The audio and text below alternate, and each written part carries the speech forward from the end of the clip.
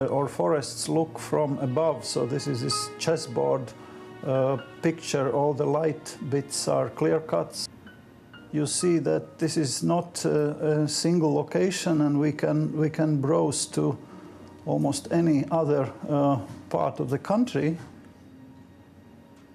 This fragmentation rate is simply unbelievable.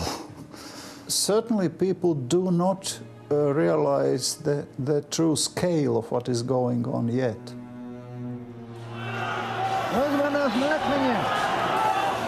The credit crunch has hit Latvia hard.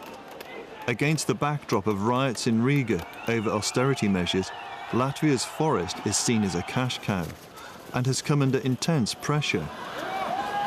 2 years ago, the cabinet approved a doubling of the allowable cut.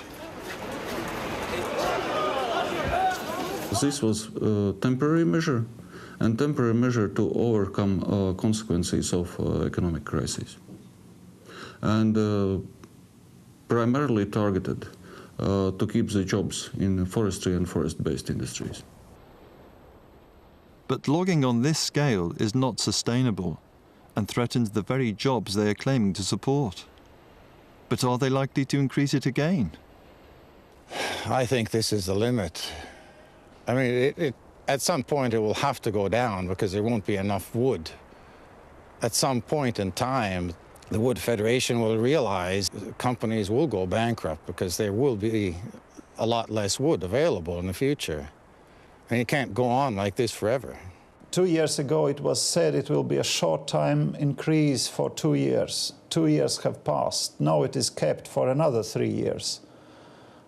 Possibly after another 3 years it will be said, okay, we need 10 more. And then it will be nothing left.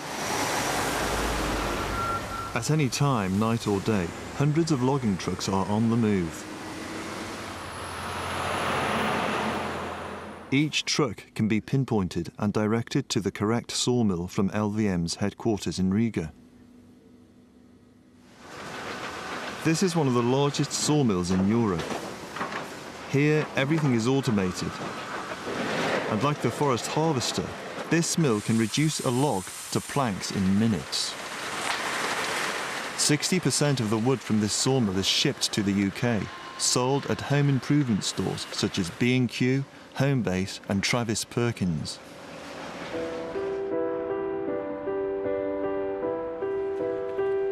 Latvia's capital, Riga, has always prospered from its forests. Britain has been the main export market for over 300 years. The economic miracle following the fall of the Soviet Union was also built from the country's forests. 40% of GDP came from timber. Money poured into Riga, where the standard of living soared. But rural Latvia has changed little in the last 50 years. Wood is still the main material for house building and for fuel. Many homesteads own their own forests, where they harvest wood traditionally. They are worried about the dramatic increase in clear-cutting, seeing it as a threat to their way of life. Clear-cuts often destabilise surrounding forests, making them vulnerable to high winds, which can bring down trees. Guntārs Dulmanis is winner of the prestigious World Wildlife Fund Farmer of the Year award. Clear-cuts have had a devastating effect on his forest. Mēs te esam tādā vietā, kur grūti iedomāties, bet kādreiz bija ļoti skaists mežs, un tagad ir tikai celmi un izcirtums. Un vēl tā vieta nav izstrādāta. Viena maliņa redzat, tā te viss šitā visa lielā teritorija, tā gulēja koki, ja? Tā savukārt otrā pusē tas mežs stāv uz kājas, ja? Un tur tā cirsmiņa nav bijusi vēja pusē, un līdz ar to tur tie koki ir dzīvi. Un tas parāda to, ja tā nebūtu tā nelaimīgā cirsmiņa, šis viss mežs būtu tāds pats kā tas tur. It's a total loss not only for biological diversity, but also for social reasons. And also economic reasons, because the remaining forests are simply left to blow down. Guntas organised a petition of hundreds of local farmers, demanding LVM stop its clear-cutting operations. Pasaulē ir cilvēkiem, starptautiskai sabiedrībai, ka nav jau tikai tropumeži jāizstāv arī Latvijas lielā bioloģiskā daudzveidība, kas vēl ir saglabājusies, kas patiesībā ir pasaules dabas banka, tikai varbūt pasaulē nezina, kas te notiek. We have received during last years several petitions from some places. We normally go there to take together with the local government, go to the forest and discuss it. We take a full discussion. What is happening here, why it is happening here, what can be done better, what cannot be done better, and normally we have always, up to now, we have always reached a full consensus on that. The State Forest Service is responsible for policing LVM's operations. Many in the service are alarmed at the intensity of the logging, but are reluctant to talk openly. When asked, the Latvian Prime Minister glossed over criticism of state-run forestry. We have several issues with private forest owners on questions of reforestation, and so where we, of course, should there be some irregularities, we try to impose fines and actually make sure that also private forest owners are doing their business properly, reforesting, but on Latvia's state forest, I would say this system is basically working, and there are no major irregularities as regards reforesting and other activities. This letter, shown to us by a former branch manager of the State Forest Service, is clear evidence that the organisation is powerless to control LVM's logging. Now a Member of Parliament, he's decided to go public. Situācijā, kad mežniecība atteica ciršanas apliecinājumu akciju sabiedrībai, tad, protams, valsts meža dienesta mežniecības lēmumu atcēla, bet komentējot šo atcelto lēmumu, viņi vienkārši pierakstīja frāzi, ka tomēr valsts meža dienests nevar ietekmēt akciju sabiedrības Latvijas valsts meža saimnieciskos lēmumus gadījumos, kad tie ir pretrunā meža saimniecības principiem, bet atbilst normatīvajiem aktiem. Šāds gadījums vairāk mēs neuzskaitījām, jo pēc šādas vienas atbildes vienkārši mežniecībās mežziņi jau vairāk citas atteikumus neraksta. Viņi pieņem to par pašsaprotamu no viena precedenta. Last June, the issue came to a head when an FSC audit castigated LVM's operations. The audit found that the environmental impact of concentrated felling sites was not properly evaluated. This is something what we feel just vice versa, because we are evaluating every felling site and the environmental impact of that just before the felling. The audit described the system for protecting key habitats as not functional.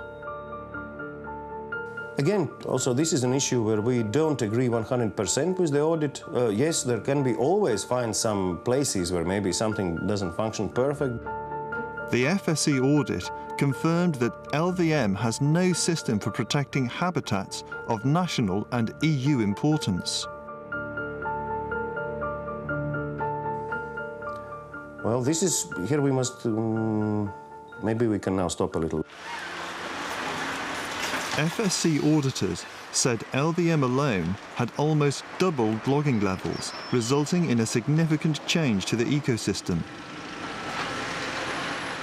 Following the audit, LVM was suspended from the FSC, but incredibly, within 2 days, the company was allowed back into the fold.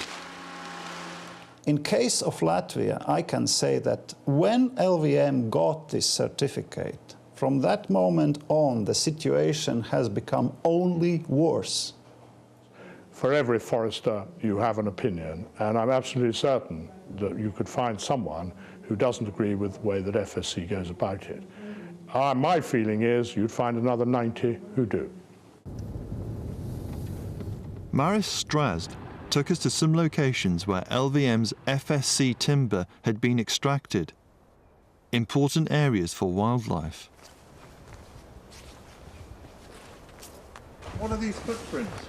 Well, it's almost certainly wild boar, because no other animal is leaving a kind of ditch in snow, because it's low. And powerful to push the snow, and actually it makes sense really to follow this footprint because it's much deeper there than it is here. The problem is when you have to go somewhere else, not where they want to go.